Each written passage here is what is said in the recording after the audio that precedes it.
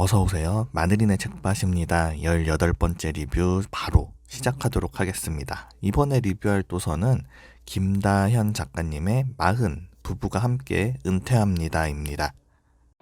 매번 느끼게 되는 것이지만 유튜브의 알고리즘은 참 신기합니다. 검색한 적도 없는데 매번 내가 궁금해하고 있는 것들을 추천을 해줘요.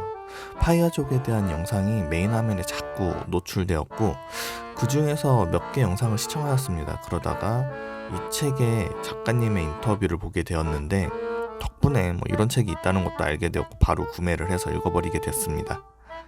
먼저 파이어족이라는 게 Financial Independence Retire Early의 앞글자를 따온 것으로 말 그대로 재정적인 독립을 이뤄서 빨리 은퇴하려는 사람들을 말을 합니다.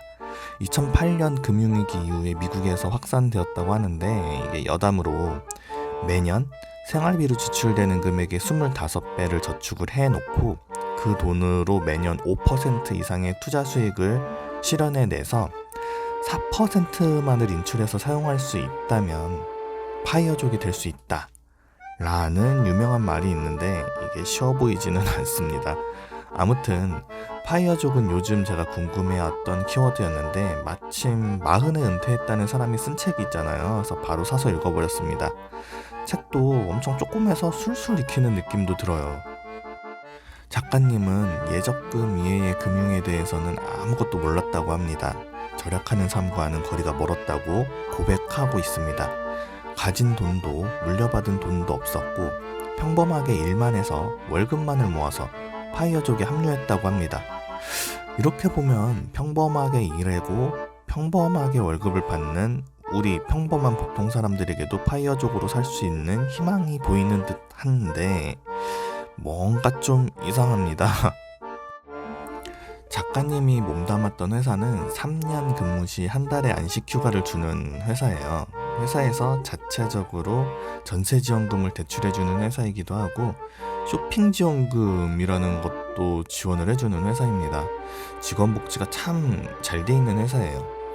책의 지면에는 나와 있지 않지만은 제가 봤던 영상에는 나와 있었어요. 작가님 부부는 우리가 모두가 알고 있는 카카오의 사내 커플이었습니다.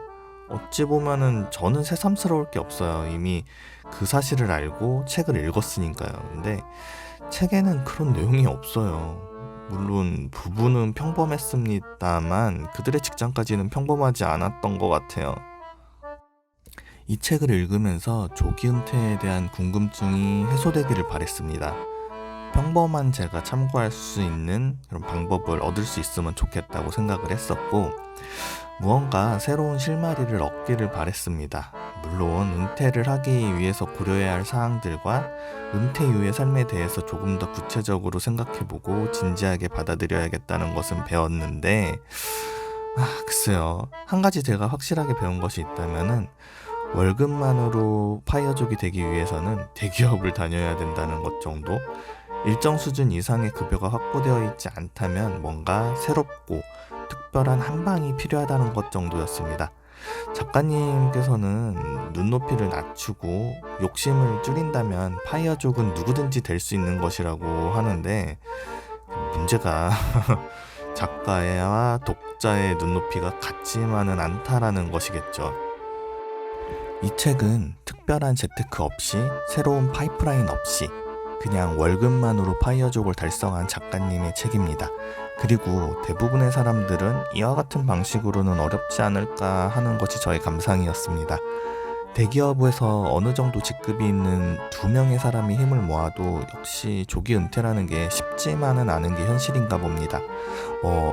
굳이 책에서 부부가 목표로 하고 있는 파이어족이 아니더라도 그들이 파이어족이 되기 위해서 아끼고 절약하고 지금까지의 소비 생활과 패턴을 정비하는 모습을 보고 느끼게 된 부분도 있으니까 그래도 읽고 나서 얻을 것은 어느 정도 있는 책이었습니다. 근데 다만 중심이 되는 주제가 공감이 되지 않는다는 게 지금의 저의 위치를 보여주는 것만 같아서 조금은 읽고 나서 씁쓸한 맛이 있는 책이었어요. 이 책을 읽고 나서 파이어족에 대한 궁금증만 더 커진 기분이랄까요? 다른 책도 한번 찾아서 읽어봐야겠다는 생각이 들었습니다. 파이어족이 되느냐 마느냐의 문제보다도 이른 나이에 경제적인 독립을 실현한 사람들인 만큼 분명 배울 점이 많은 건 사실이에요. 그래서 올해도 벌써 절반이 지나갔고 요즘 들어 저는 시간이 빨리 흐른다는 생각이 드는데 더 이상 시간이 덧없이 지나간다는 느낌이 들지 않도록 앞으로의 삶에 대해서 진지하게 고민해봐야겠다는 생각이 들었습니다. 마늘이네 책밭은 매주 금요일 도서 리뷰를 업로드하고 있습니다. 구독과 좋아요 눌러주시고요. 그럼 저는 다음에 뵙겠습니다. 안녕히 가세요.